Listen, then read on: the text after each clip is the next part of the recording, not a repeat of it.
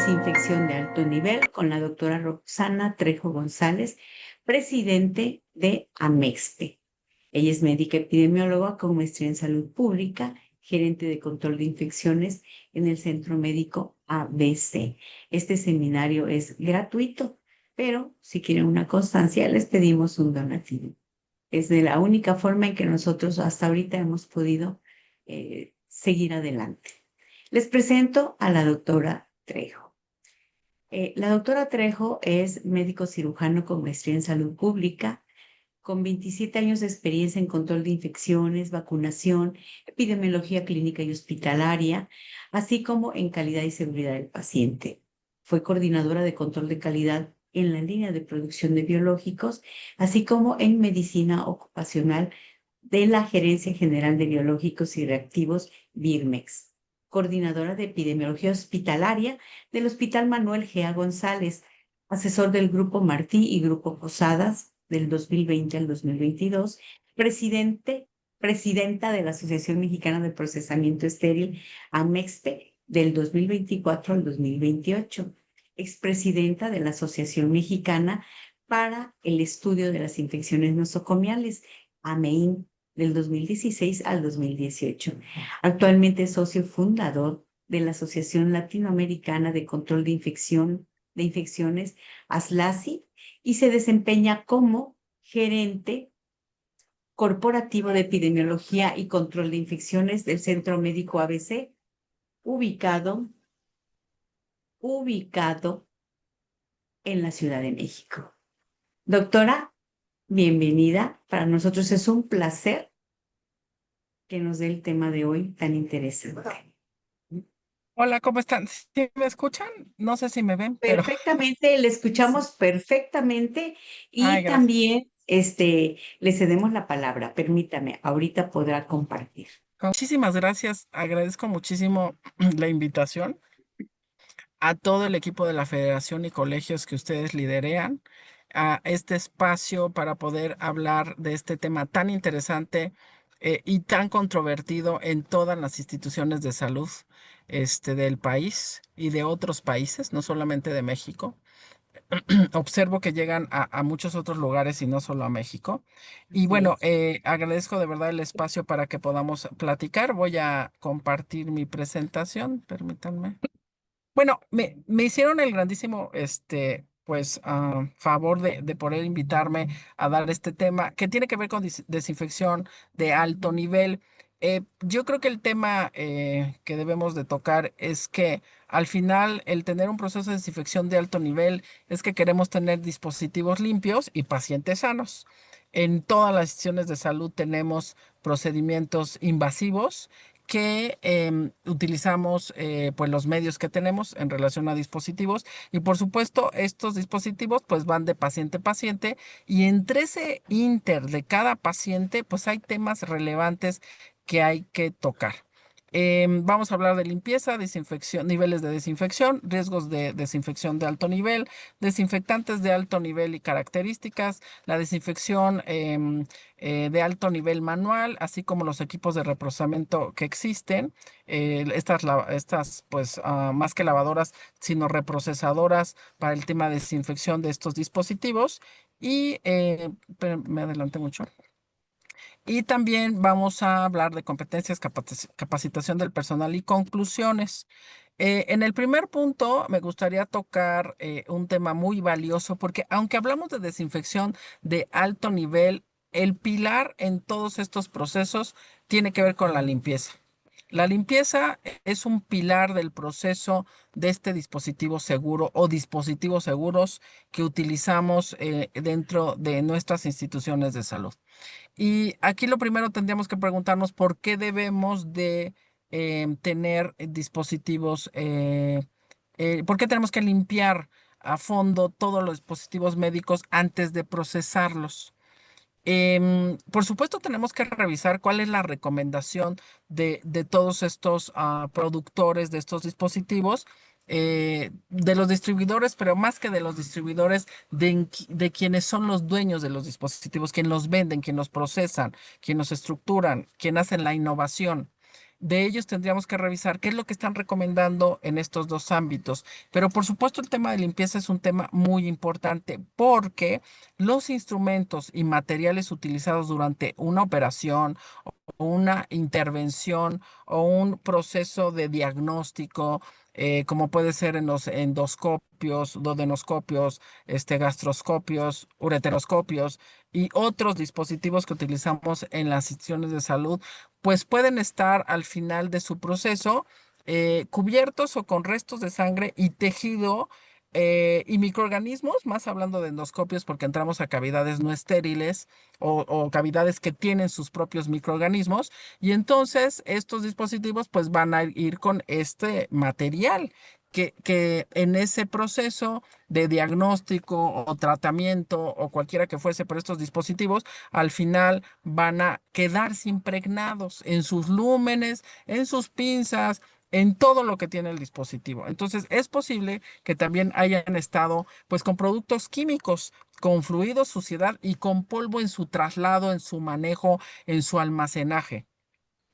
Existen instrumentos que pueden tener componentes en su estructura, como los lúmenes o bisagras, y por supuesto, estos pueden quedarse con estos tejidos, estos microorganismos, esta materia orgánica, estos fluidos, cuando se hace este proceso de intervención, sea diagnóstico, tratamiento o todo lo demás. Entonces, todos estos instrumentos o los tubos, los instrumentos que hay huecos, estos que tienen lúmenes, pues también pueden estar llenos de materiales sucios y de materia orgánica. Y la materia orgánica puede tener, por supuesto, microorganismos. Entonces, el tema de limpieza es muy importante. La limpieza es parte del proceso de tener un dispositivo seguro y ya decíamos pacientes sanos o dispositivos al final seguros. Esto es importantísimo. Si no llevamos a cabo correctamente la limpieza, entonces la desinfección de alto nivel se va a ver trastocada. Entonces, estos dos rubros no se pueden desprender y no podemos creer que por hacer desinfección de alto nivel vamos a sustituir, bajarle la carga orgánica a ese dispositivo, que al final va a ser una disminución de carga orgánica, una disminución en microorganismos y un aseguramiento de que todos estos recovecos, bisagras, uniones del dispositivo vayan sin materia orgánica o la menor materia orgánica. Y por supuesto hay que tener detergentes específicos para este proceso. Pero bueno, sabemos que el tema tiene que ver con la desinfección de alto nivel. ¿Y qué es la desinfección de alto nivel? Bueno, la desinfección de alto nivel es un proceso, porque al final es un proceso, un procedimiento que primero va el uno, después el 2, el 3 y el 4, y dependiendo del dispositivo, por supuesto, que destruye todos los microorganismos de objetos inanimados. Acordemos que esta desinfección tiene que hablar con objetos inanimados. Por supuesto, hay un grupo de microorganismos que no los eliminamos con desinfección de alto nivel. Para eso tendríamos que irnos a esterilizar después de limpiar. Cuando hablamos de esterilización, imagino en muchas pláticas que se han dado, pues estamos hablando de que la disminución de la carga tiene que ver con esporas a la 10 a la menos 6. Si no se alcanza eso en esterilización, no es esterilización, estaríamos hablando de desinfección. Y dependiendo de qué tipo de producto químico estamos usando, podríamos hablar de desinfección de alto nivel. Entonces, recordemos, la limpieza es el retiro de materia orgánica. Con la limpieza a veces podemos asegurar que ya bajamos una buena limpieza, ¿eh? Una limpieza bien procesada, una limpieza también con equipos automatizados. Eso nos ayuda mucho. Pero sabemos que en el tema de endoscopios, duodenoscopios, ureteroscopios, utilizamos mucho el tema de limpieza manual. Entonces, por supuesto, estamos bajando la carga de la materia orgánica, pero la desinfección es la que nos va a asegurar en alto nivel de esa eliminación de estos microorganismos, a excepción de una carga de esporas. Vamos a limitar una carga, pero no vamos a llegar al nivel de esterilización. Entonces, si alguien les quiere vender un desinfectante de alto nivel que esteriliza, tendríamos que revisar puntualmente toda su ficha técnica, toda la evidencia que hay detrás, y después de esto, lo que ocurre con desinfectantes de químicos es que nosotros tenemos que trasladarlos de manera manual y tenemos que tocarlos. Y por supuesto ahí tenemos que tener un proceso muy claro para evitar el tema de contaminación. Cuando hablamos de esterilización, aparte de disminuir a las esporas a menos 10, las menos 10, perdón, 6, estamos hablando también de tener un dispositivo que en su proceso de esterilización sale en un empaque, que nosotros no tocamos ese empaque hasta que llega con el paciente al tema de atención. Entonces, hay todo un proceso diferente en esterilización, a diferencia de desinfección de alto nivel. ¿Qué niveles de desinfección existen? Ya hablamos de alto nivel, pero ¿cómo se categorizan? Hablamos de desinfección de bajo nivel cuando eliminamos bacterias vegetativas, algunos hongos, algunos virus lipídicos, pero no es efectivo contra esporas ni micobacterias y se emplean en superficies ambientales con bajo riesgo de transmisión de infecciones. ¿Qué es bajo riesgo de transmisión de infecciones? Aunque hay un riesgo, pues superficies medioambientales. Cuando nosotros estamos hablando de dispositivos que invaden el cuerpo, pues ahí el riesgo, por supuesto, aumenta. Entonces, eso es un desinfectante de bajo nivel. Hay desinfectantes o desinfección de un nivel medio. Permítame porque como que se aloca mi presentación. Desinfección de nivel intermedio, en donde le vamos a llamar de NI son. ¿Qué vamos a eliminar? Bacterias vegetativas, la mayoría de los virus y hongos, pero no necesariamente las esporas bacterianas. Se usa en superficie objetos con riesgo moderado de contaminación y esto tiene que ver también con la escala de Spaulding, ¿no? En donde si llegamos o invadimos algún tema de mucosas o nos quedamos nada más con piel intacta o de plano pues llegamos e invadimos a mayor nivel. Y cuando hablamos de desinfección de alto nivel es este producto, este proceso que elimina todos los microorganismos excepto un pequeño número de esporas bacterianas. Ese es el nivel más alto de desinfección. Claro, dejemos muy claro. Los desinfectantes son productos químicos que per se ya tienen un resultado, pero que no es solamente el tema de hacer una inmersión. Hay todo un proceso que hay que llevar a cabo para que podamos llegar a estos pequeños canales, a todas estas pequeñas bisagras, donde podamos sí tener un contacto y un periodo suficiente para poder eliminar esa carga de microorganismos. Los niveles de resistencia microbiana, hoy hay bastantes temas que hoy se han tocado. Por supuesto, en el tema de eliminación, pues tenemos los que son menos resistentes, que por su mismo proceso de lavado o de limpieza podemos bajar la carga. Y estamos hablando de virus lifofílicos, que al final, o de mediano tamaño, en donde son más fáciles de inactivar porque basta con dañar la envoltura del virus que impide su capacidad de infectar. Un herpes simple, un citomegalovirus o virus social respiratorio, un virus de hepatitis B o VIH. Esos son los virus lipofílicos. Si hablamos, por ejemplo, ya de más resistentes, pues ya estamos hablando, por ejemplo, de bacterias vegetativas, como estas pseudomonas aeruginosas, Staphylococcus aureus o algún tema de salmonelas, que también puede ser. Los hongos, empezamos a elevar el nivel, vean ustedes, más resistentes. Estamos hablando, por ejemplo, de estos hongos o levaduras que al final empiezan a costar más trabajo en su manejo de poder reducirlos o destruirlos. Después, los virus desnudos o hidrofílicos, que también tienen su contexto que podemos eliminar de manera pues muy intermedia, ¿no? Nos cuesta más trabajo eliminarlos. Las micobacterias, que por supuesto son más complicadas de poder eliminar, y de ahí nos vamos a esporas y priones en donde ya el último punto, que son estas proteínas, pues hay mayor complicación poder evitar su eliminación. Entonces, los más resistentes de priones, los menos resistentes, los virus lipofílicos o de mediano tamaño.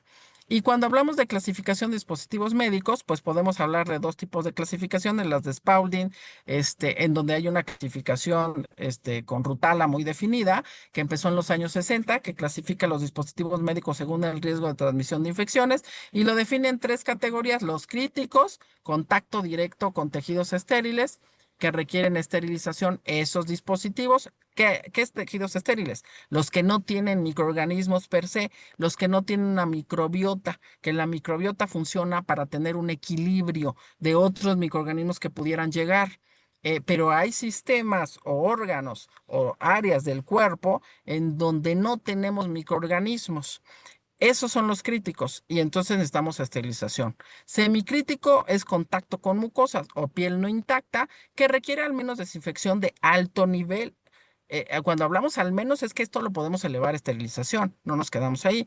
Y los no críticos, que es ese contacto solo con piel, que necesita solo limpieza, desinfección de bajo nivel, por ejemplo, estetoscopios, baumanómetros, los brazaletes, también se tienen que limpiar, por supuesto, porque puede ser un medio de contaminación cruzado de superficies, inanimadas y animadas. Pero el tema es que hay que tenerlos limpios, pero no necesitamos un producto de este nivel.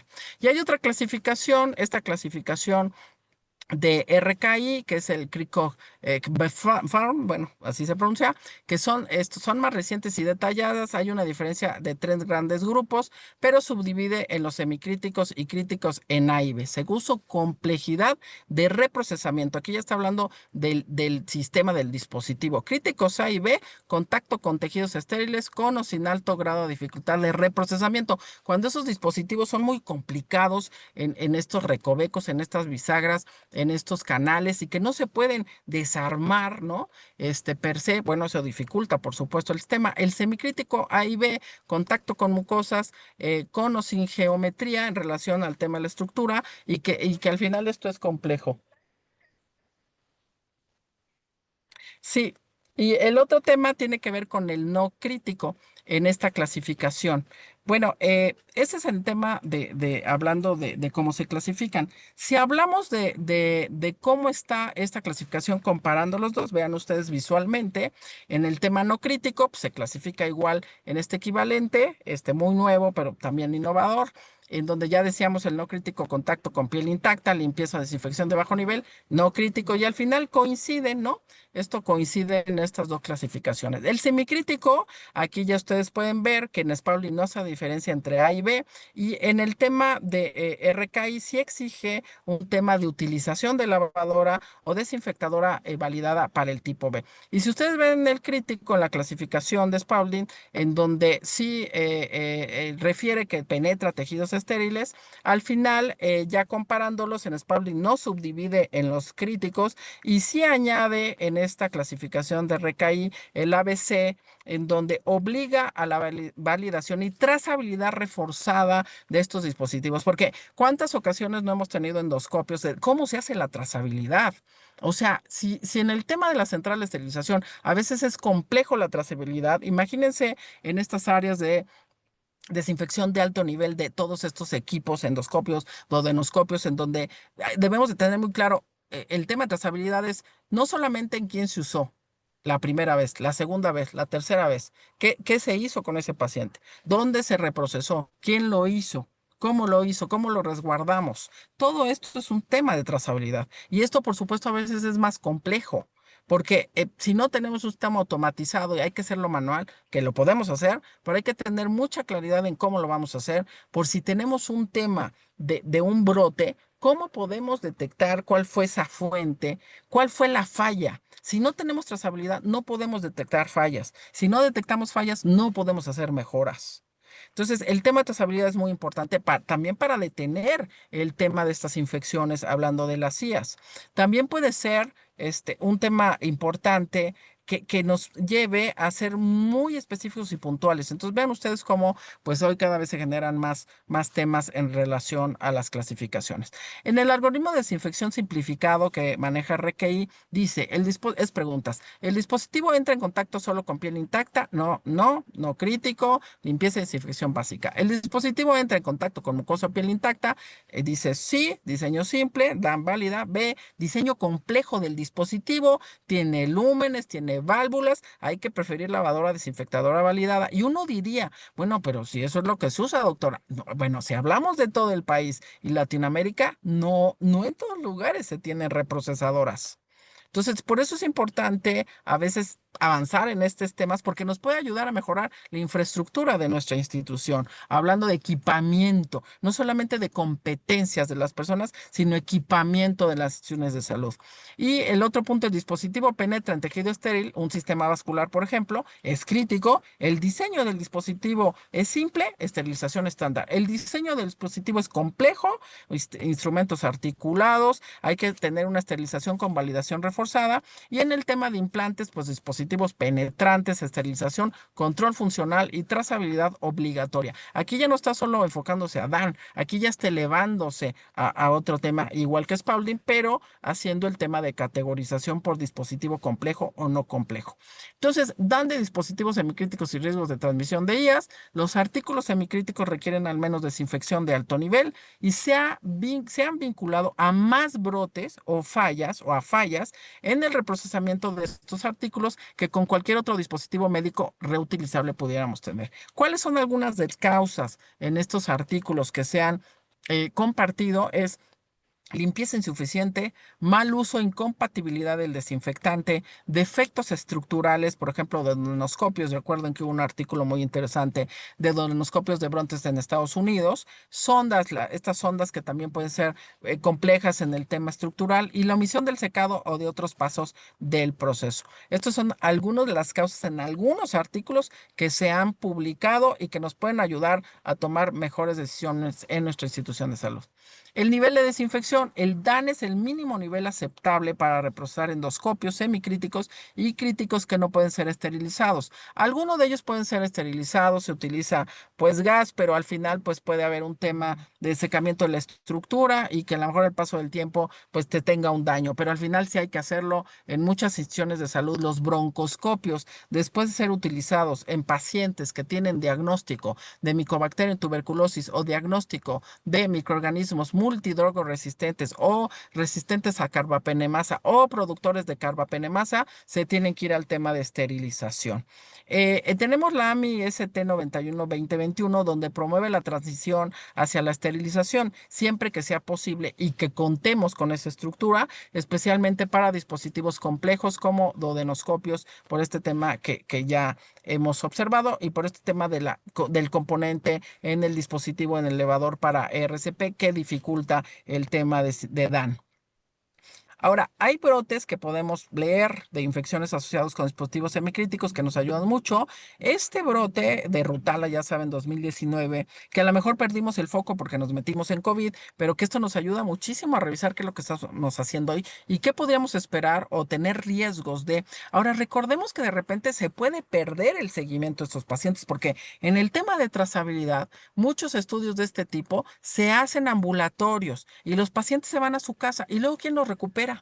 Regresan al hospital, se quedan en el consultorio y a lo mejor hoy decimos, no, es que no tenemos problema porque no tenemos un sistema en donde no haya un subregistro de estas infecciones que a lo mejor solo se atienden en el consultorio y no llegan a la hospitalización porque solo llegan los graves o llegan a otro hospital que no es el tuyo donde se hizo este proceso. Y si hablamos de lugares ambulatorios, pues peor, porque si hay sistemas ambulatorios que dan este servicio que no están unidos a un hospital, pues nunca vamos a saber cuál es su indicador.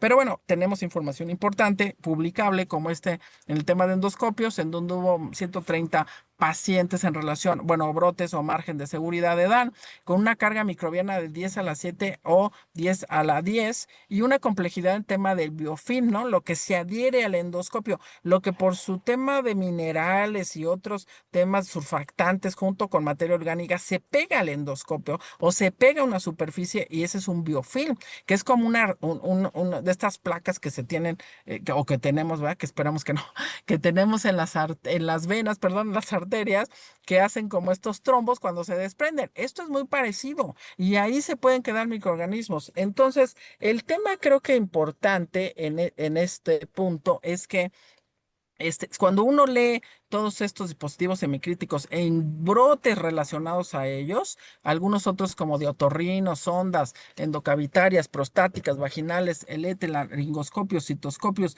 flexibles, vean ustedes cómo podemos una cantidad importante de brotes en donde se relacionaban a estos componentes de estos dispositivos. Otros más, como estos de endoscopios flexibles, en donde el tipo de brote fue una infección gastrointestinales con bacterias y el agente fueron estos microorganismos que pues sí se tienen como parte de la microbiota, pero que al final cada paciente, cada persona es diferente y que muchos de ellos ya pueden ser resistentes y producir una infección en los pacientes. Estos broncoscopios que también podemos tener con el tema de infecciones de micobacterios, abscesos, pseudomonas también, y al final nos pueden dar neumonías. Las sondas transesofágicas, en donde podemos tener endocarditis cuando se utilizan para los pacientes por diagnóstico o para tratamiento, o bacteremias que pueden llegar a sepsis. ¿Y qué tipo de microorganismos? Pues Enterococcus o Klebsiella pneumoniae. Y esto al final, igual que las sondas vaginales transrectales con cubierta, en donde se han observado algunos otros microorganismos como Clamidia trachomatis en infecciones del tracto geniturinario. Por ejemplo, este es otro bote interesante, los citoscopios flexibles en infecciones urinarias y al final en bacteremias o sepsis por pseudomonas aeruginosas, que hoy, pues la pseudomona aeruginosa puede ser multidrogo resistente. Y también duodenoscopios, ya decíamos, de infecciones invasivas, colonización por EPC, en donde este tema de la Klebsiella KPC, pues es una Klebsiella que es productora de carbapenemasa, que significa que va a ser resistente a la línea de carbapenémicos como tratamientos. A estos pacientes no se les puede dar carbapenémicos y los carbapenémicos son como el tratamiento de rescate. De repente en los hospitales no tenemos colistín, no tienen tigecyclina, no hay piperatazo. ¿Qué puede haber? Carbapenémicos. Pero si ya es resistente, no va a haber qué darles. Y esto va a complicar el tratamiento. Puede llegar a sepsis y pueden fallecer. Entonces, ¿qué puntos tenemos que ver? Pues la evaluación previa a la desinfección de alto nivel. ¿Qué hay que considerar? Clasificación de Spaulding o de RKI, cada quien decide. Hay un desafío microbiológico en el diseño y otros problemas de dispositivos, que por supuesto siempre debe ir acompañado lo que indica el proveedor en el proceso de limpieza y desinfección de alto nivel para que podamos armar o desarmar estos dispositivos y poder llegar a todos estos puntos de riesgo. Posibilidad de daño al instrumental, hay que ver compatibilidad de los desinfectantes, riesgos ocupacionales de los trabajadores, por supuesto, pero también puede estar en riesgo, depende hasta qué tipo de producto está usando que nos puede colocar en un riesgo importante a los trabajadores y por eso hay que tener sistemas de equipo de protección personal y otros puntos que vamos a ver.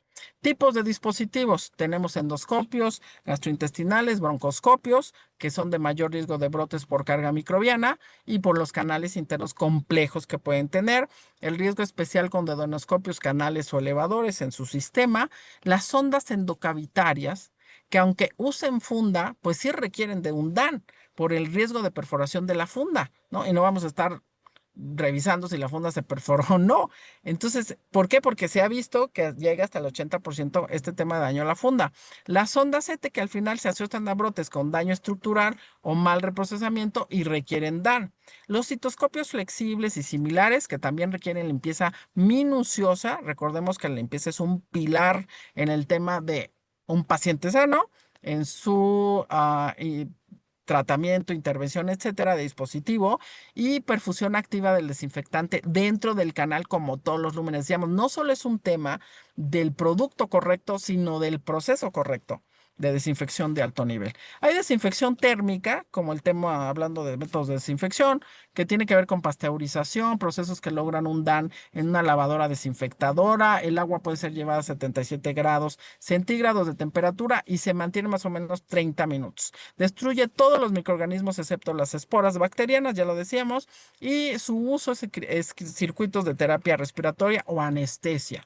También tenemos desinfección por métodos químicos, que tiene que ver que consiste en poner en contacto ese material, ya decíamos, o superficies con agentes químicos líquidos, catalogados como desinfectantes de alto nivel en las condiciones predefinidas también por el proveedor. ¿Por qué usar los desinfectantes, perdón que se repita, los desinfectantes de alto nivel? Bueno, para la desinfección de alto nivel de artículos semicríticos que entran en contacto con las mucosas o la piel dañada, estos equipos respiratorios o de anestesia, sondas transvaginales y endoscopios, esto es importante porque no hay que utilizar desinfectantes de alto nivel para desinfectar superficies mobiliario y equipos. No, ahí no, porque al final podemos dañar, al final vamos a hacer un gasto que no tiene razón de ser. Es muy específico en qué tipo de dispositivos y por eso está. Creo que este tema de Spaulding o de RKI son muy importantes para tomar las mejores decisiones. ¿Qué tenemos de desinfectantes de alto nivel aprobados en Estados Unidos? Está el glutaraldehído de igual o mayor a 2%, tiempo de exposición de 20 a 25 grados centígrados, de 20 a 90. Y uno diría, ¿hay que medir la temperatura? Bueno, pues si queremos ser eficientes, pues hay que medirla. Este no es un sistema de vapor, ¿no? Este es un sistema manual que hay que tener procesos estandarizados y ver cómo medimos este tema de la temperatura como tal y el tiempo. Observaciones, pues puede ser irritante, requiere activación. Los glutaraldehidos normalmente vienen en galones y vienen con un frasquito que hay que vaciar para poder activar el glutaraldehído. Y por supuesto hay que tener ciertos controles para los profesionales de salud. El ortoftalaldehído, que es este OPA, que la concentración puede ser 0,55, ya hay otros productos también. El tiempo de 12 minutos y puede ser rápido, mancha donde hay proteína. Todos estos hay que tener equipo de protección personal y en algunos de ellos hay que tener un sistema de aireación para evitar el riesgo que pueden tener los profesionales de la salud. Otro producto es el peróxido de hidrógeno de 7,5%, 30 minutos, puede ser corrosivo para metales, el ácido peracético de 0,2%, en donde estamos de 12 a 15 minutos a diferentes grados centígrados, uso exclusivo para reprocesadores. Este tema, hablando de estos dos componentes, tanto el peróxido de hidrógeno y también el ácido peracético, estos dos pueden ser unidos a diferentes porcentajes de 15 a 25 minutos y hay una combinación de sinergia, o sea, se potencia su efecto.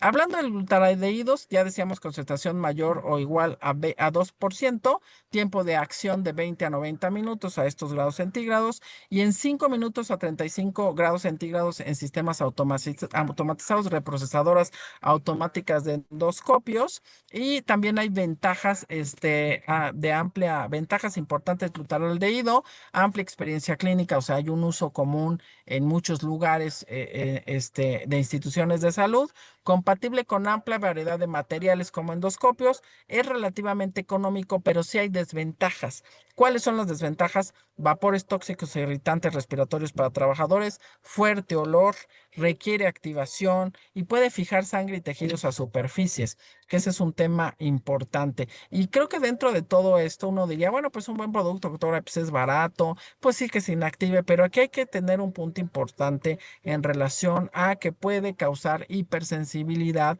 y por supuesto hay un tema para los trabajadores de salud donde tienen que estar bien equipados. El peróxido de hidrógeno, una concentración 7,5, el tiempo de acción 30 minutos a 20 grados, hay ventajas, no requiere activación, buena actividad en presencia de materia orgánica, compatible con medio ambiente, con subproductos inocuos, no fija proteínas ni coagula sangre y puede ser solo inactivo en el Cryptosporidium, que al final es un microorganismo que produce bastantes gastroenteritis en algunos lugares del país.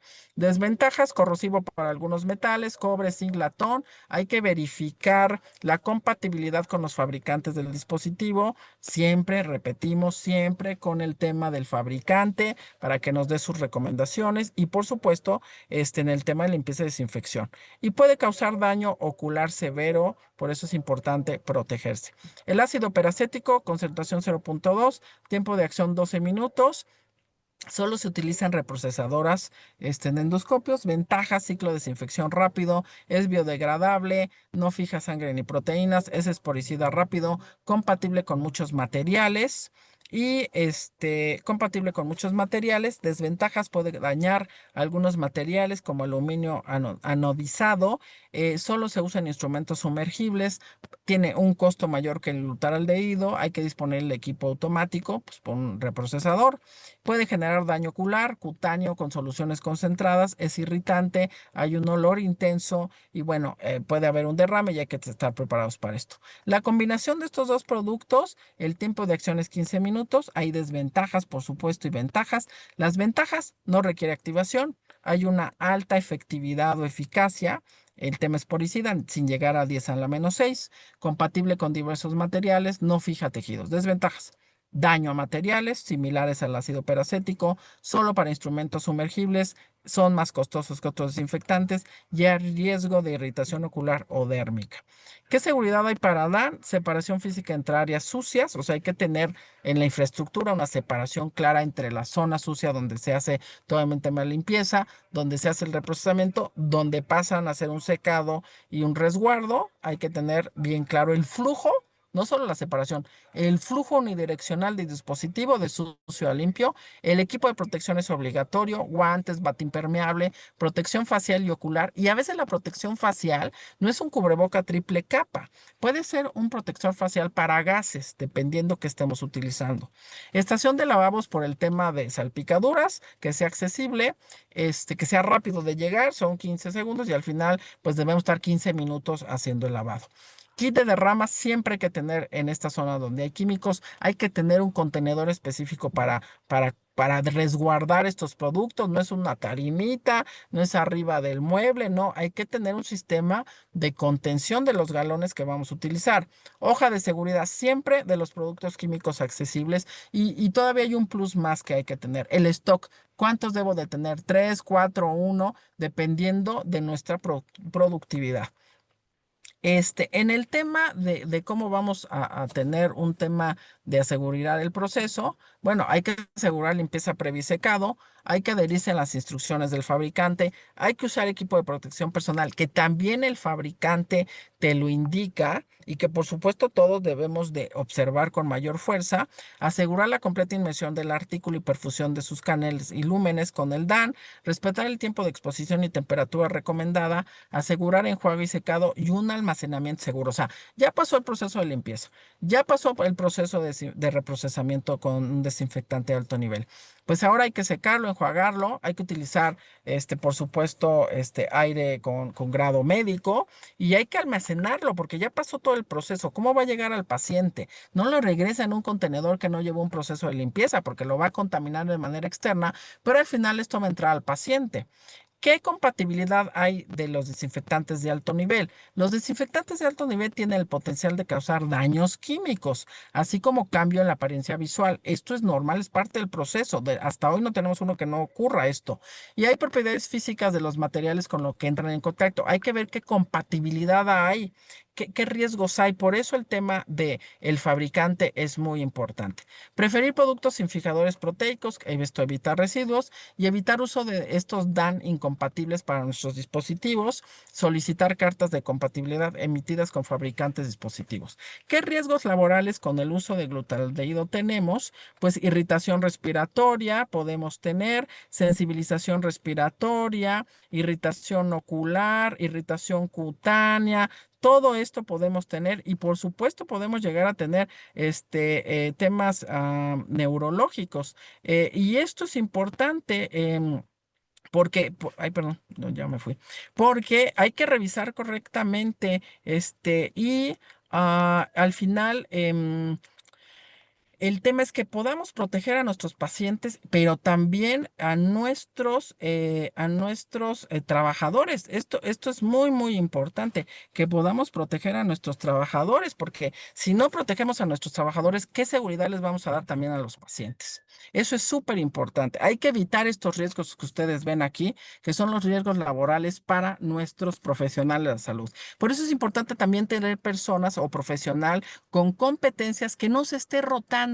No es que hoy te toca medicina interna, no, ahora vete a la central de aceleración, no, ahora te toca ir a urgencias. No, no es así. Este profesional tiene que tener competencias para esta labor. No es un tema solo de un área correcta, un flujo correcto, una limpieza correcta, un dispositivo correcto, es la persona correcta. Esto es súper importante tenerlo claro. Uso adecuado de glutaldehído, ventilación adecuada, cabinas o sistemas de extracción de gases, equipo de protección personal obligatorio. Ya decíamos, guantes de nitrilo, no guantes de látex, no, de nitrilo o caucho, protección ocular, mascarilla si hay riesgo de inhalación, mascarilla no quirúrgica, no triple capa, no N95, sino para el tema de riesgo de gas. Monitoreo ambiental, medición periódica, esto es súper importante, medición periódica de concentraciones ambientales con un límite recomendado de 0,2 partes por millón en base a la NIOSH. La NIOSH es la instancia de Estados Unidos que hace el tema de protección a riesgos laborales. Sustitución por alternativas menos tóxicas, si es el caso, ortoftalaldehído, el OPA, pues es mucho mejor, no hay un proceso de activación. También hay que tener, por supuesto, seguridad, pero bueno, hay otros sistemas también cerrados. El tema de usar reprocesadores de endoscopios o de estos equipos, dispositivos médicos que se usan en los pacientes, nos ayuda muchísimo a controlar los riesgos. O sea, casi los eliminamos, tiene que seguir usando equipo de protección personal, pero hay un mejor control. Y si en el área existe un sistema de filtración de aire, mucho mejor. Errores de los DAN, la principal causa de los errores es no seguir los protocolos recomendados, no solo recomendados. De la recomendación hay que trasladarse a un procedimiento estandarizado, visual, que se supervise, que se generen competencias. Y bueno, si se eliminaran las deficiencias asociadas con la limpieza, la desinfección, el agua contaminada y el secado, se eliminarían alrededor del 85% de los brotes asociados a DAN de artículos semicríticos. Rebobinemos. ¿Qué quiere decir esto? Si se eliminaran las deficiencias asociadas con la limpieza y la desinfección en conjunto, y el tema de tener agua segura, el tema de tener un secado correcto, podríamos controlar el 85% de los brotes asociados a DAN en artículos semicríticos. Motivos de incumplimiento en DAN. Cree que el riesgo de transmisión patógena a los pacientes es bajo o inexistente, carecer del conocimiento o la capacitación necesaria, asignar baja prioridad a la esterilización al DAN, o sea, áreas incorrectas, procesos incorrectos, productos incorrectos, persona no capacitada o no competente. Y no porque no sea competente, sino porque no le hemos generado las competencias. Movilización y rotación del personal, eso es no darle una prioridad a un proceso tan importante. Falta de cultura y seguridad en la institución que respalde la notificación de riesgos de seguridad, que no se sigan los procesos de esterilización o de DAN, hablando de DAN, es decir, el personal toma atajos, no, pues mejor me ahorro tiempos, me están presionando por tener un endoscopio. Entonces empiezo a tomar decisiones que ponen en riesgo. Esta persona tiene que estar súper avalada, súper acompañada y por supuesto que tome las mejores decisiones. La mejor decisión no es saltarse procesos porque ya tenemos la programación o porque se tiene que ir corriendo a comer o porque por lo que ustedes quieran. No, no hay que tomar atajos porque esto hay riesgos. Falta de supervisión y o retroalimentación. Recuerden que cuando ustedes han escuchado muchos brotes en muchos lugares y de repente ustedes escuchan, no, ya está encarcelado el anestesiólogo, no, ya la enfermera. El tema no es las personas, el tema es que si no hay un sistema correcto, por supuesto está echado a perder el sistema, no está sistematizado, no hay supervisión, no hay retroalimentación, no hay procesos correctos, no es la persona, es el sistema. Entonces, es importante, es importante supervisar y retroalimentar en la supervisión. No es punitivo, no es regañar, es retroalimentar. El proceso manual de desinfección de alto nivel, por supuesto, hay procedimientos manuales de DAN. El instrumento equipo de desinfectar debe estar totalmente libre de materia orgánica, debe estar enjuagado y secado correctamente. El DAN debe estar aprobado por el Comité de Control de las CIAs de Infecciones. Es importante que el Comité de Infecciones, el epidemiólogo, la enfermera, estén involucrados y no solo nos vayan a ver cuando hay un brote, sino que sean como medicina preventiva. O sea, hay que prevenir y para prevenir hay que involucrarse.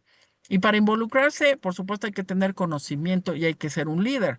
Pero yo sí les pediría, todas las personas que nos escuchan, sean enfermeras especialistas en quirófano, en intensiva o en algún otro rubro, busquen a su epidemiólogo o su área de epidemiología para que les pueda apoyar en impulsar mejores procesos con mejores procedimientos y el personal correcto.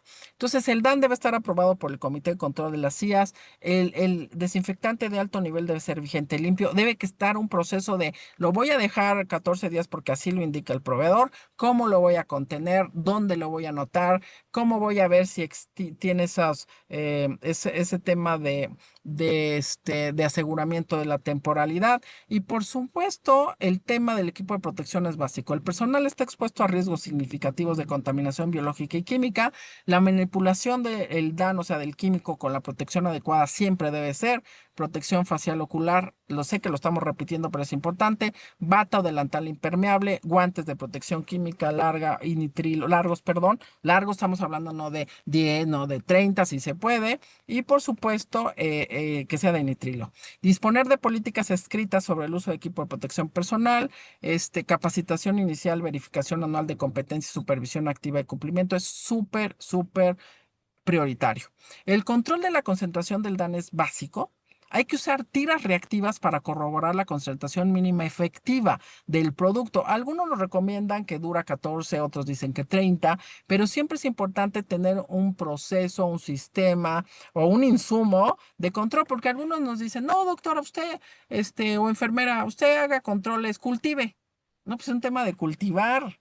Es un tema de que tu producto tenga lo necesario para hacer lo que dice su tarjeta o su IPS o su ficha técnica. Entonces necesitamos tener un control con estas tiras reactivas que es un super plus para corroborar la concentración mínima efectiva o medición electrónica que es un nivel mayor, ¿no? De la concentración mínima efectiva, pero con las tiras es suficiente. Hay que medir antes de cada uso o mínimo una vez por día. Hay que mantener un registro, una bitácora de estos resultados. Si ustedes ven que está mal, pues hay que tener un control de desecho. No se desecha en el drenaje. Hay que tener un proceso interno en el hospital donde se desecha y que el área de servicios generales o intendencia o medio ambiente tenga un proceso de retiro. No se tira en el desagüe, no se tira en la taza del baño. Entonces hay que tener un control correcto. Y por supuesto hay que cambiar este producto cuando sea insuficiente esta concentración mínima efectiva.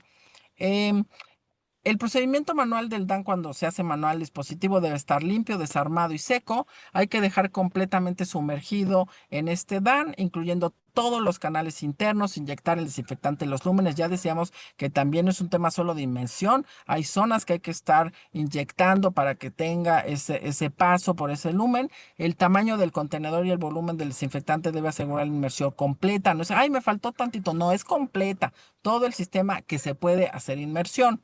El endoscopio incluir en la desinfección de los accesorios sujetos que pueden tener válvulas, tapas, todo esto tiene que estar incluido porque por supuesto puede haber un desmontamiento del equipo y después hay que montarlo, ¿no? Pero eso que se retira también hay que hacer inmersión. Los canales representan también un tema, un desafío. Vean ustedes en este tema reemplazamiento de canales de endoscopios, con o sin fusión de DAN, o sea, hablando de la inyección como tal. El Klebsiella pneumoniae se inoculó antes, se inoculó, fue algo premeditado. Se inocula, se contamina antes del DAN y después se mide después. Cuando solo hay un DAN pasivo con inmersión sin perfusión, o sea, sin esta inyección en los canales, vean ustedes como si hay una disminución, pero mínima y algunos puede haber hasta un aumento. Y vean ustedes cómo en el tema de hacer una desinfección de alto nivel activa con inmersión y con perfusión con jeringas cuando no hay un reprocesador que sea manual, vean ustedes cómo hay esta disminución importante, por supuesto, en estos canales internos. Entonces, únicamente la inmersión completa del endoscopio en DAN y solamente haciendo inmersión, haciendo perfusión con desinfectante, con jeringa en DAN manual, solamente eliminamos la contaminación de esta manera. El posicionamiento incorrecto de la palanca del elevador, vean ustedes los duodenoscopios, que es un tema importante, es decir, en la posición horizontal en lugar de 45 grados, en un ciclo de reprocesamiento puede permitir la sobrevida de bacterias secuestradas debajo, aún después del DAN. ¿Por qué? Por la estructura, por el componente, por la arquitectura, por cómo se encuentra este duodenoscopio. Por eso es importante saber cómo están nuestros dispositivos médicos y revisar los artículos que puedan ayudarnos. El tiempo en temperatura de inmersión se debe de ajustar estrictamente a lo que dice el desinfectante, utilizando un cronómetro u otro método de medición que podemos tener para medir la temperatura. No es a cálculo de meto el dedo a ver cuánto está, no, hay que tener un control correcto. En el tema del manual hay que mantener tapados los contenedores reprocesadores y luego de tener este tiempo de inmersión de DAN más perfusión, quitar el dispositivo con técnica séptica y enjuagar con abundante agua. Es importante, no se puede quedar ahí, hay que meter agua inyectable, no estéril, si es un broncoscopio, o agua filtrada si es un endoscopio gastrointestinal. Prevenir la recontaminación, porque se puede recontaminar si no hacemos un proceso correcto. Reducir los residuos químicos con enjuague y pueden ser necesarios varios enjuagues para lograr eliminación de DAN. El secado y almacenamiento son críticos para evitar la proliferación microbiana y la formación de biofilm y la recontaminación del equipo antes de su uso clínico. El secado es súper importante, pues desinfección. El uso de jeringas para el secado de canales es insuficiente, o sea, así con aire no. Hay que tener un proceso de aire forzado de un calidad grado médico para poder hacerlo en los lúmenes y podamos bajar o retirar esa agua que al final, aunque trae un desinfectante, si se contamina, es un medio correcto para la proliferación de microorganismos que les gustan los medios acuosos. Uso de reprocesamientos automáticos, bueno, esto es más fácil, ¿no? Reprocesadores automáticos es un dispositivo automatizado diseñado para realizar la limpieza y desinfección de alto nivel de endoscopios flexibles y se recomienda su uso, pues automatizamos todo el proceso, estandarizamos las etapas críticas y hacemos una reducción de la variabilidad en el tema manual, o sea, el tema humano y la exposición del personal a productos químicos. Ya lo decíamos. ¿Qué ventajas tenemos de reprocesadores? Mayor consistencia y validación del proceso, menor exposición del personal a líquidos químicos desinfectantes, reducción del riesgo de errores humanos, mejora en la trazabilidad y documentación del ciclo y en algunos modelos integración de pruebas de fuga automáticas, que es súper interesante. Reducción del tiempo de contacto manual con dispositivos contaminados y por supuesto el uso de reprocesadores pues no elimina todos los riesgos. Hay riesgos como el diseño complejo de endoscopios, especialmente endodonoscopios que dificultan la limpieza y desinfección adecuada. Errores humanos en la conexión, en la operación de reprocesadores, o sea, en el manejo, así como en la adherencia de protocolos de reprocesamiento. Formación de biofilms en canales y componentes internos de los reprocesadores, protegiendo a los microorganismos de los procesos de desinfección y fallas en el secado posterior a la desinfección, permitiendo la supervivencia y proliferación de patógenos. Esto es importante. En limpieza y mantenimiento de reprocesadoras automáticas, pues debe de haber protocolos para su limpieza externa y también para el tema interno. O sea, en el tema interno y externo hay que tener un proceso de limpieza y documentarla. Se debe de seguir con o sea, este IPS o esta recomendación del fabricante para mantenimiento preventivo y pruebas de desempeño y se recomienda incluir reprocesadores automáticas en los registros de calibración y validación de biomédica. O sea, ingeniería biomédica tiene que ir al tema preventivo y por supuesto al correctivo. El agua utilizada en los enjuagues de reprocesadoras automáticas debe cumplir los estándares definidos y se deben realizar pruebas regulares de dureza, pH y también de contaminantes microbiológicos del agua utilizada. ¿Qué errores podemos detectar en los hospitales? Bueno, el DAN se realiza, pero no se gestiona adecuadamente. O sea, tenemos todo, pero no lo hacemos bien. Y no hay estandarización de los procesos. Los flujos de material sucio y desinfección están cruzados, como podemos haber contaminación, y no se siguen las instrucciones del uso del fabricante para descontaminar y procesar adecuadamente los instrumentos y equipos. Este puede ser un error común. Hay fallas y omisiones en distintas etapas del DAM, pudieran ocurrir y no detectarse y no retroalimentarse. El secado inadecuado antes o después del DAM y que no haya controles de calidad de los desinfectantes de alto nivel y que no esté documentado. En relación a capacitación y competencia del personal, tiene que haber una formación inicial obligatoria y una actualización anual. Por supuesto, una evaluación de competencias en recolección, o sea, supervisión, limpieza, desinfección y control de toda la trazabilidad de estos endoscopios, desde donde es su punto de uso hasta su retorno al punto de uso. Supervisión activa y documentación de no conformidad y también por supuesto, hay otros temas importantes. El personal que reprocesa como recomendación debe tener una formación inicial de 3 horas, un taller, por supuesto, una actualización anual de 1 hora, una formación obligatoria de cómo se manejan los equipos de reprocesadores de endoscopios, una adecuación continua y competencias que exige formación formal, verificación de competencias antes de realizar tareas de desinfección como reevaluaciones periódicas que garanticen el cumplimiento, auditorías anuales y con documentación de incumplimiento, retroalimentación y una revisión, por supuesto, de que todo esto esté documentado, desde cómo se va a capacitar, con qué se va a capacitar, el periodo que se va a capacitar y cómo vamos a retroalimentar, y una evaluación documentada de un cuestionario o un taller. En relación a este tema, para concluir, el DAN es una estrategia eficaz para prevenir infecciones si se siguen todos los pasos del proceso. En procedimientos manuales se documenta fallos frecuentes, no es lo mejor que hay que hacer, pero si lo vamos a hacer porque no hay otra cosa, hay que hacerlo bien.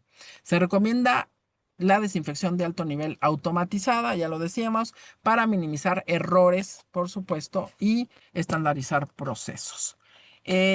Pudiera yo terminar diciendo que no es un tema fácil, no es un proceso fácil. Esto se hace más fácil entre mejor estemos sistematizados, organizados, con el tema del uso correcto de los productos, validados y que tengamos todas estas aristas que se nos pueden ir de la mano, y que debemos de tenerlas muy claras para tener dispositivos seguros y pacientes sanos. Muchas gracias. Muchas gracias, doctora. Excelente. Muy bien. Hay muy buenos comentarios, hay mucha gente inquieta y hay pues, muchas preguntas. Así Con gusto. es. Sí. Inita, Bien, sí, pues muchas gracias, doctora Roxana, por estar con nosotros esta noche en la FEMEC con un interesante tema.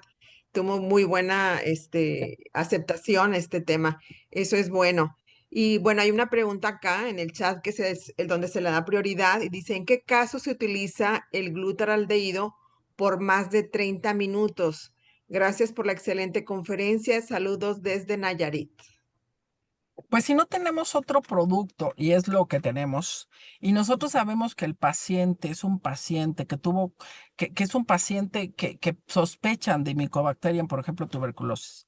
Si hay una sospecha de este tipo de microorganismos que son más complicados en su eliminación o más resistentes al tema de DAN, es ahí donde debemos tener claridad. Y por eso es importante tener la trazabilidad. No solamente es que lleguen dispositivos a tu área para desinfectar, limpiar y desinfectar, es de quién viene. Y creo que esto es importante. No es el único, hay otros y hay que dejarlos bien estipulados para que sepamos estos pacientes que aunque sea sospecha, porque a lo mejor utilizaron un broncoscopio como sospecha y a lo mejor todavía no tenemos el diagnóstico, pero ya hay una sospecha. Desde ese momento tendríamos que tener claridad qué es lo que vamos a hacer con ese dispositivo porque hay una sospecha. No me voy a esperar a que me digan que sí y ya lo usé en otro paciente y no Ah, utilicé ni el producto correcto ni el tiempo correcto. bien, gracias, doctora. Patricia pregunta, ¿qué opina sobre cuándo se caducan los catéteres centrales y se meten a proceso de desinfección con gas? Wow, esa es una súper pregunta porque Sí, primero yo me imagino que está hablando de los catéteres que se caducan pero no se usan, sí, ¿no? Porque luego pasa. O sea, sí, dice, hay cuando se dispositivos. caducan los catéteres centrales y se meten a procesar en desinfección con gas. Bueno, para empezar, miren, ese es un tema, como es un impacto de tener un insumo, no hablemos del tema económico, ¿no? Sino tener un insumo que pueda usarse en un paciente porque no se ha usado. Aquí lo que hay que revisar es qué recomienda el fabricante en relación a si se tiene que reprocesar, pero no se ha usado, porque hay que tener claro, no es un catéter que se use, es un catéter que no se usó, ya se caducó ayer, Sí. ¿y qué vamos a tirarlo? Y entonces la institución normalmente, todas las instituciones dicen, o la mayoría, no se tire, hay que reprocesarlo. Hay que revisar si lo podemos utilizar en qué tipo de, perdón, en dónde lo vamos a reprocesar sin el tema de limpieza, Ujú. porque solo es un reprocesamiento en relación a esterilización. Y Sí. yo sí podría recomendar sistemas que no, que son compatibles con este tipo de material que por temperaturas, ¿no? Si utilizamos, no podemos utilizar sistemas de altas temperaturas porque se va a hacer chicharrón. Entonces, el tema de utilizar Sí. gas no está mal, no está mal. hay que tener todo un proceso claro de aireación, etcétera, para no provocarle un daño al paciente y hay que tener una ruta clara de cómo hacerlo. Hay muchas instituciones hoy que no tienen sistemas de este tipo. Cada vez parece que en el país van fuera, ¿no? Entonces tendríamos que saber qué vamos a hacer. Hoy sé que existen terceros que nos pueden ayudar y que nos van a ayudar para un impacto económico, porque tirar estos catéteres que son caducos, creo que no es de ninguna institución, ni siquiera de la mía, ni del ABC. O sea, no podemos estar tirando, tenemos que tener claridad. Y nosotros, por ejemplo, tenemos un tercero que nos apoya y le enviamos estos productos. Nosotros no tenemos dentro de la institución gas. Bueno, hablando de esterilización. Etileno, óxido de etileno. Ok, bien, gracias, doctora. Le mandan muchos saludos y felicitaciones también. Y hay una pregunta por acá, preguntas que están relacionadas. Dice, ¿podría mencionar cómo desechan o cómo inactivan para desechar los DAN? Y luego pues, contesta Ana María, dice, en el hospital donde laboro lo desechamos en el drenaje. El hospital no cuenta con un método de desecho especializado. Se- ¿Qué se puede hacer para inactivar o desechar? Y también pregunta por acá Graciela, en una capacitación dijeron que el glutaraldehído se desactiva con agua y puede ser desechado en la tarja o séptico. Fíjense ¿Qué que opina? ese es un tema importante. Ahí creo que está cerrado mi micrófono. Ah, no, no está cerrado. Este es un Sí, tema está, sí se escucha. importante, que hay que dejar muy claro qué es lo que vamos a hacer. Pero no es un tema de quien hace el proceso de DAN. Esto tiene que involucrar a diferentes áreas y una de ellas, por supuesto, son las áreas de servicios generales, que creo que es el nombre que tienen la mayoría de las instituciones que tenemos públicas. En mi área se llama medio ambiente y entonces se tiene un proceso estandarizado de diferentes productos. El tema de desecharlo en el drenaje no es el correcto porque estamos contaminando manto freático. Este es un riesgo importante. No crean que el drenaje nada más se vea. Hay fisuras, hay filtraciones. Entonces no se puede desechar por ese medio, no va al drenaje y aparte podemos condicionar riesgos con otro tipo de productos que se pueden convertir en gas. Todos esos líquidos que luego observamos, el mismo cloro, es un gas que al final es líquido. Entonces, sí, el glutarido por medio de agua podemos inactivar. Hay otros productos que podemos utilizar. Al final es revisar cada uno para poder, en base a lo que tenemos en la institución, cómo podemos inactivar. Y no solo inactivar, sino también en dónde lo vamos a desechar. El tema del drenaje no es lo mejor. Podemos tener porrones donde vaciamos y ese vaciamiento, después ya el área de servicios generales hace un proceso correcto. No depende o no debería de depender de quien hace la...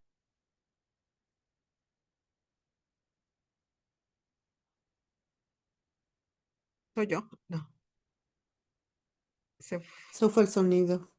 se fue ¿Sí la me escuchó? doctora. Ah, Ya, ya. ¿Sí me escuchó? su Ah, última ok. parte, no, no se escuchó. La última parte, doctora. Ah, sí, lo que decía es que mi recomendación es que esto tiene que ser un trabajo colaborativo.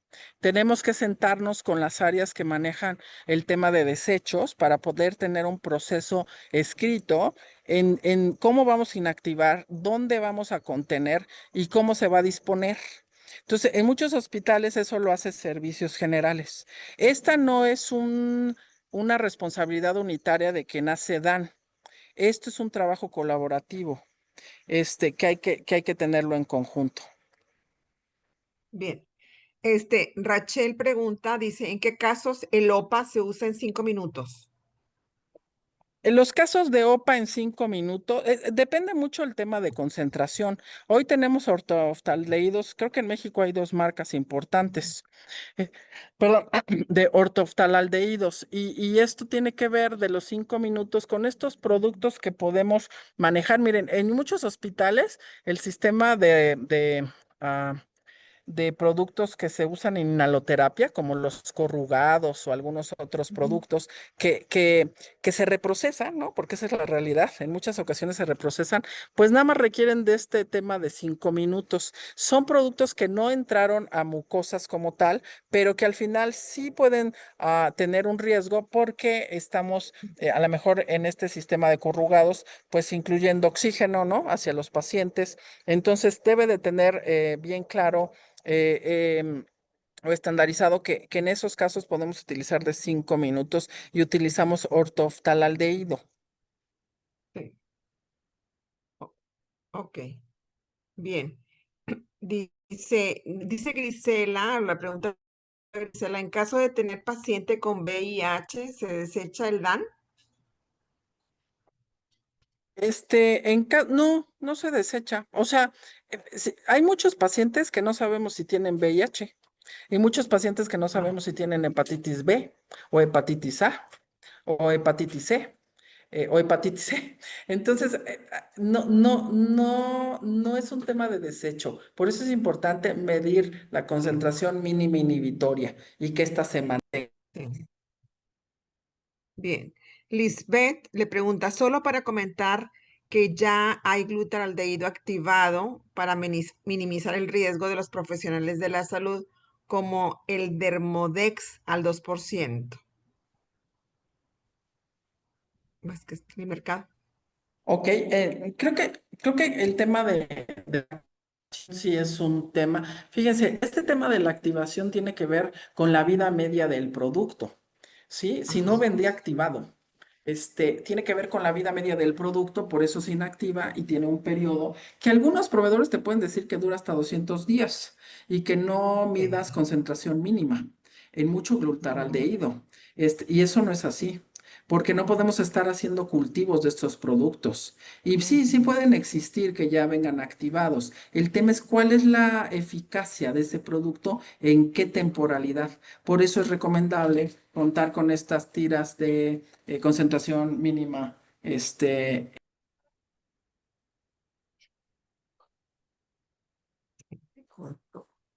Se fue un poco, doctora.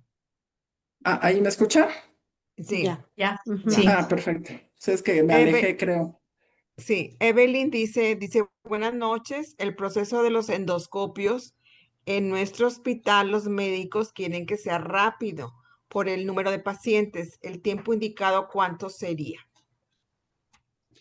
Todo depende de tu producto, ¿no? El producto es el que nos guía para la temporalidad, que está basado en su concentración. Por supuesto, los reprocesadoras tenemos un control mucho más eficaz en la temporalidad en vez de la inmersión. Y creo que aquí se pone mucho en riesgo cuando hacemos esto porque a la presión del médico, pues empezamos a cortar tiempos, ¿no? Y si le Ujú. damos 15, no, pues mejor le damos 5.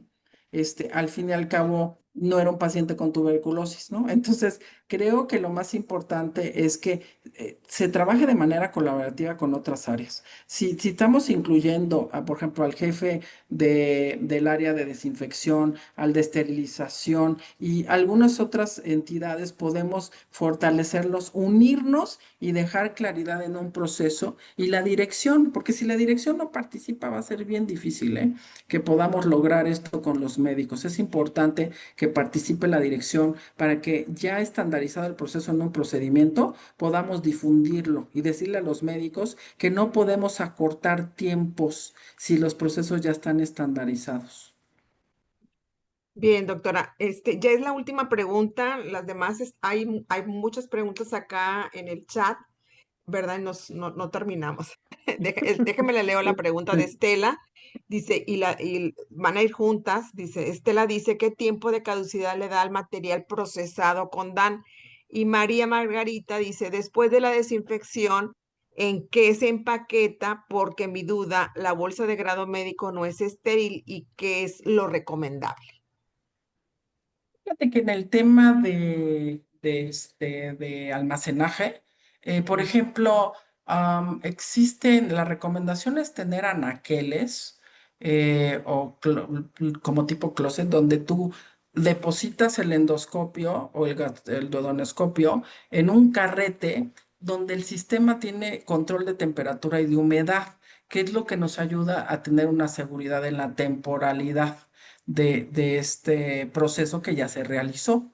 En el tema de broncoscopios, que no tenemos como un sistema de carrete y puede ser que lo mandes a hacer y que no tengas humedad y temperatura. No todos tenemos un closet, ¿no? O un locker en donde se venden exclusivamente para eso. Podemos tener un área que se solicita que te la hagan, donde colocas tus equipos que no tengan contacto con las superficies alrededor ni con otros dispositivos médicos y tener un control correcto. En los casos de los broncoscopios, que muchos se resguardan en maletas, hay que tener maletas que son pues tipo plástico para poder resguardar, no poliuretano, que no se puede limpiar. Y estos se tendrían que colocar con una bolsa, de estas bolsas que... Por supuesto que si fueran grado médico es excelente, pero si no son grado médico, pueden ser bolsas específicas, de estas bolsas que vienen en rollo, que vienen limpias, en la mayoría de los casos, que se utilizan como grado médico, y se puede colocar una etiqueta en donde tú la temporalidad de anaquel lo podrías tener hasta de 3 meses, pero esto depende de cada institución. Aquí el tema es que no se contamine. Aquí el tema es tener un buen control ambiental. Muy bien. Lupita, ¿tendrás alguna pregunta? Y me hace inquietud, pero una pregunta que encontré por aquí, donde dice Miguel, del microdacin, que según el fabricante es un desinfectante de alto nivel para desinfectar instrumental o endoscopios por el tema de rapidez. Pregunta, Fíjense microdacin. que algo muy interesante de estos productos, como el microdacin que se utiliza, muchos cirujanos los utilizan en las cirugías. Es un producto que es muy complicado mantener en la temporalidad, hablando del tiempo de vida media que puede tener un producto, sea manual o un reprocesador. En reprocesadores normalmente se utiliza y pues se moviliza, pero cuando hacemos inmersión manual, ¿qué temporalidad le vamos a dar a un producto que no tenemos un control de su concentración, mínima inhibitoria? Porque no existe un control para el microdacin. No está categorizado como un desinfectante de alto nivel, pero tampoco nos asegura el tiempo que pueda mantenerse este producto.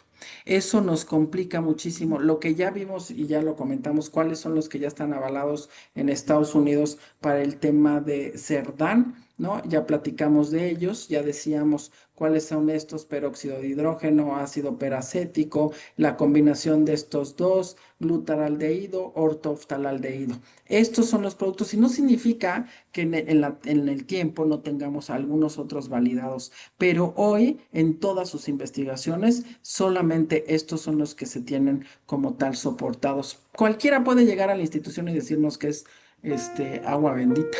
Entonces lo que tenemos que hacer es hacer una revisión exhaustiva de su ficha técnica, las investigaciones que soportan lo que el que quiere vender nos quiere vender.